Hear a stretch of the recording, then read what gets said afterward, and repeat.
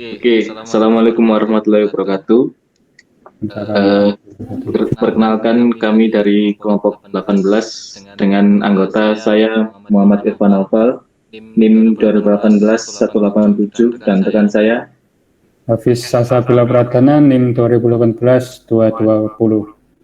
Nah, di sini kami akan mempresentasikan tugas tentang kode clone. Next. Ya. Nah, untuk yang pertama ini ada contoh kode clone. Jadi tipe clone yang pertama itu adalah XX clone. Nah, XX clone ini di mana dia jenis clone ini terlihat seperti kode aslinya. Jadi cuma ada beberapa variasi. Jadi kayak misal variasi komentar gitu. Jadi intinya itu sintaksnya, fungsinya, hasilnya nanti sama persis. Nah, di sini sudah ada contohnya juga yang kami ambil dari sumber suatu jurnal yang berjudul Detecting Security Vulnerabilities Using Clone Detection and Community Knowledge. Ini ditulis oleh 3 orang. Nah, ini di sini bisa dibaca inisial code-nya yang pertama ini dia menggunakan for, kemudian di dalamnya ada if else. Nah, di sini itu bentuk sintaknya seperti ini. Nah, untuk exact clone itu ada di kanannya. Nah, ini sama persis ada for, if else juga. Namun yang membuat berbeda di sini ada komentar di sini. Nah, untuk yang initial code komentarnya itu ada vo2, vo1. Untuk yang clone-nya itu dia komentarnya ada cmt1 sama cmt2. Nah, itu untuk contoh clone tipe pertama. Oke, untuk selanjutnya yaitu tipe kedua atau renamed parameters clone. Nah, di sini dia cuma hanya mengganti beberapa variabel, mengganti beberapa kata kunci saja. Jadi fungsinya juga sama, terus kemudian resultnya juga sama. Hanya yang berbeda itu umumnya itu nama variabel aja.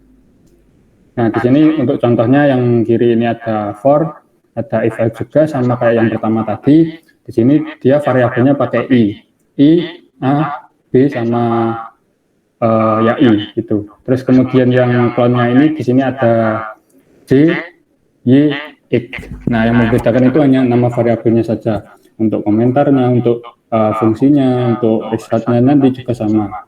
Nah, selanjutnya untuk yang tipe ketiga, silakan. Untuk yang tipe ketiga yaitu near miss clone. Di sini sebenarnya sama, cuman yang membedakan adalah pernyataannya, modifikasi dari pernyataan dan ada penambahan atau pengurangan dari sebuah kode. Nah, di sini untuk yang codingan aslinya tampilannya seperti ini.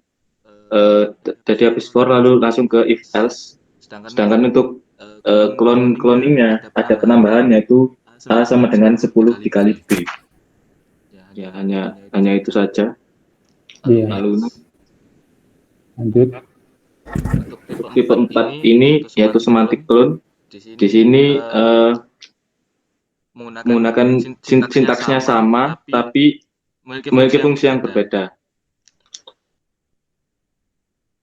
Untuk yang codingan aslinya balik ke sana. Untuk codingan aslinya ini for pengulangan tipe for, terus yang cloningnya pakai while.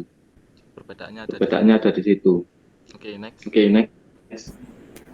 Oke, sedikit nambahin sih di sini. Jadi untuk semantic clone ini jadi dia hasilnya nanti sama, cuma penulisannya ini beda gitu. Jadi tujuannya sama, cara penulisannya beda gitu. Oke, next.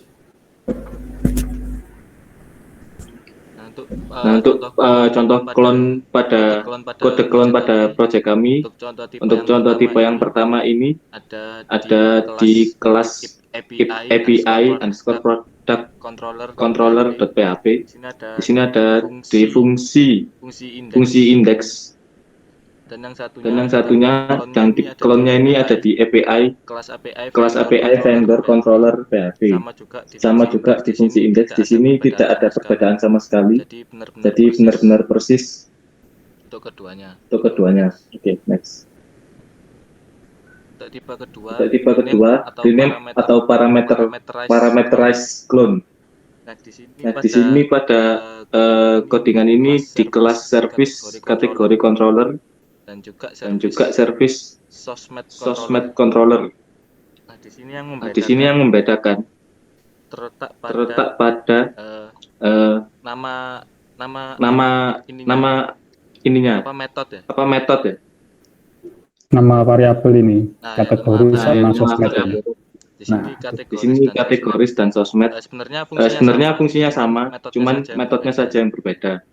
Yang di sini yang di kelas kategori controller ini dengan nama metode kategori, dan di kelas service kategori controller dengan metode sosmed. Yaitu. Oke, jadi lanjut untuk tipe ketiga ini Nermis clone. Nah, seperti pengertian di awal tadi, untuk tipe ketiga ini dari codingan kami ada dua contoh ini. Yang pertama ada di kelas service kategori controller, yang kedua ada di kelas service sosmed controller.